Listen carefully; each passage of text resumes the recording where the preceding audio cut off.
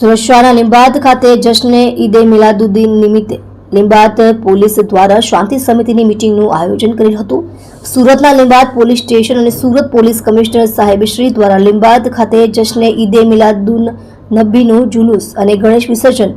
એક દિવસ આગળ પાછળ હોય તે દરમિયાન હિન્દુ મુસ્લિમ એકતા અને ભાઈચારા હંમેશા હતો અને આગળ પણ રહેશે તે હેતુથી શાંતિ સમિતિનો કાર્યક્રમ કરી લીંબાયત પોલીસ સ્ટેશનના ઇન્ચાર્જ સબ ઇન્સ્પેક્ટર સાહેબશ્રી અને સુરત પોલીસ કમિશનર સાહેબશ્રી દ્વારા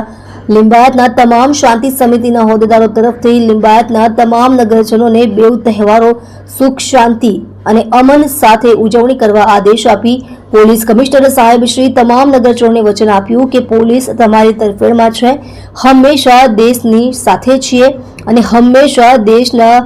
પ્રત્યેક ધર્મની સાથે ઊભા રહીશું। તમે જોઈ રહ્યા છો સત્યને સાથ આપનાર સત્ય સમ્રાટ ન્યૂઝ ચેનલ તંત્રી શ્રી નિલેશભાઈ પાટીલની સાથે।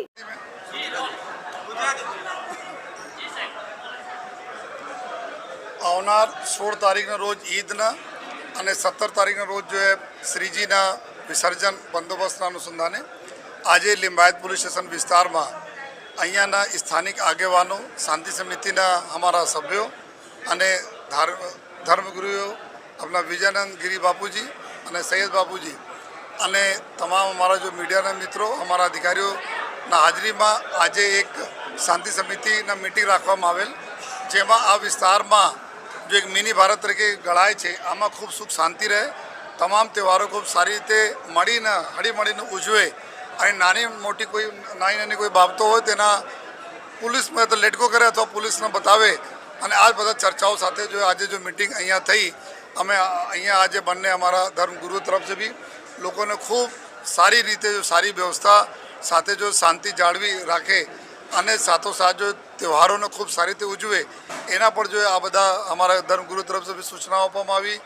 અને એના વચન પણ લેવામાં આવ્યા અને મારા અને મારા અધિકારીઓને બી એક બધા વિનંતી છે, આપના થકી પણ વિનંતી છે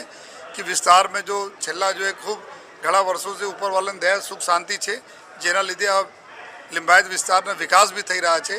અહીંયા લોકો જો અલગ અલગ વિસ્તાર દેશના અલગ અલગ રાજ્યોમાંથી જો નોકરી કરવા માટે, રોજગાર માટે આવ્યા છે, તો એના અમે બધા લોકોનો ગૌરવ છે કે સુરત શહેરના આ વિસ્તાર જ્યારે બધા લોકોના દિલ ખોલીને આપણા સ્વીકાર્યા